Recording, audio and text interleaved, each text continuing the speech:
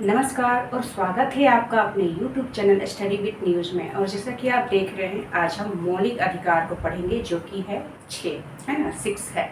और आप जानते हैं इसमें हमने इसके कई अनुच्छेद आर्टिकल को पढ़ लिया है। आज का जो हमारा आर्टिकल है वो है 32। संवैधानिक उपचार इसमें आता है और इसे ही संविधान की आत्मा आर्टिकल 32 को कहा गया है। ठीक है, अब हमने इसे तो पढ़ लिया है। अब हम ये जानेंगे कि इसमें 5 तरह के आदेश होते हैं। क्या होते हैं? 5 तरह के आदेश होते हैं जिसे कि रीट कहा गया है। ठीक है, अब ये आदेश कौन देता है? तो ये आदेश देता है सुप्रीम कोर्ट। ठीक है, कौन देता है? Supreme court. इसमें 5 तरह के आदेश है। पहला जो आदेश है वो है बंदी प्रत्यक्षीकरण। क्या होता है? बंदी प्रत्यक्षीकरण। इसमें जैसे कि आप जानते हैं कि कोई व्यक्ति को जैसे कि पहले उसे वारंट दिखाया जाता है और फिर उसे 24 घंटे के अंदर उसे कोर्ट में प्रत्यक्ष मतलब उसे उपस्थित कराया जाता है। लेकिन अगर वो 24 घंटे के अंदर, ठीक है, नहीं हो पाता है, उसे अगर पुलिस नहीं ले जा सकती है तो आप कर सकते हैं कि दूसरे दिन ले जाए, तीसरे दिन ले जाए।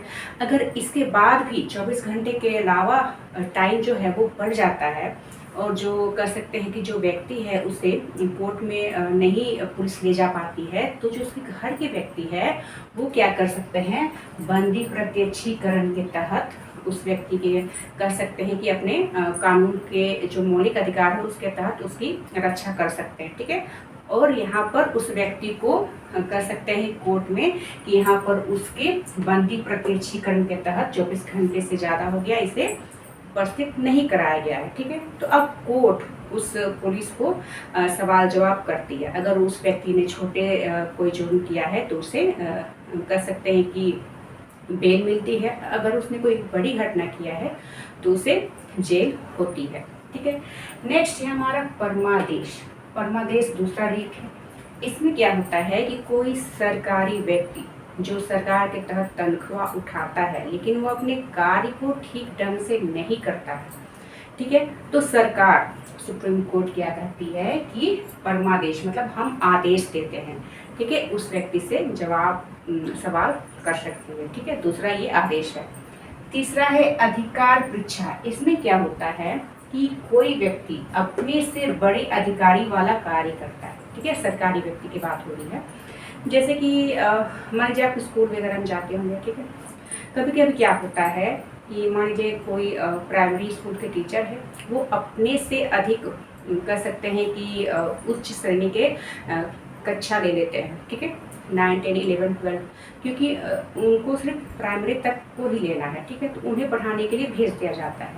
तो ये तो आपका नियम नहीं है। तो यहाँ पर होता है अधिकार परीक्षा। इसके तहत उस व्यक्ति से सवाल जवाब करता है कोर्ट कि आपने ये अधिकार आपको किसने दिया। ठीक है, तो उस व्यक्ति से लेकर उसके बड़े अधिकारी भी अगर जिन्होंने आदेश दिया है उसकी भी जवाब देना तय हो जाता है इस अधिकार परीक्षा के तहत। और ये कौन पूछता है? तो कोर्ट। ठीक है, सुप्रीम कोर्ट पूछता है कि आपने ये कार्य कैसे किया है, क्योंकि आप उसके योग्य नहीं है। कभी कभी आपने हॉस्पिटल में भी देखा होगा, है ना, नर्स वगैरह जो है वो कभी कभी डॉक्टर के भी कार्य करने लगती है। तो यहाँ पर उस नर्स के साथ, उस हॉस्पिटल के साथ उस डॉक्टर की भी जो है वो अधिकार परीक्षा हो जाती है। नेक्स्ट है प्रतिषेध। यहाँ पर क्या होता है, जैसे कि आप जानते हैं सबसे नीचे होता है जिला कोर्ट। ठीक है, उसके बाद होता है सुप्रीम कोर्ट, उसके बाद होता है हाई कोर्ट, फिर होता है सुप्रीम कोर्ट।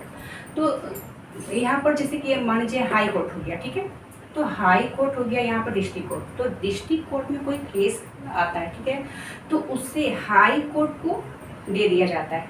ठीक है, मतलब उस मुकदमे को रोका जाता है। ठीक है, और उसे ऊपरी कोर्ट में दे दिया जाता है, ऊपरी अदालत में दे दिया जाता है। ठीक है, तो यहाँ पर निचली अदालत को रोककर उसके जो ऊपरी अदालत है उसे उस कार्य को, उस मुकदमे को दिया जाता है, तो उसे प्रतिषेध कहते हैं। उत्प्रेषण में क्या होता है? उत्प्रेषण में वही कार्य होता है। ठीक है, जो डिस्ट्रिक्ट कोर्ट है उसके जो कर सकते हैं कि मुकदमा होता है उसे हाई कोर्ट को दिया जाता है, लेकिन यहाँ पर फैसला को ही रोक दिया जाता है।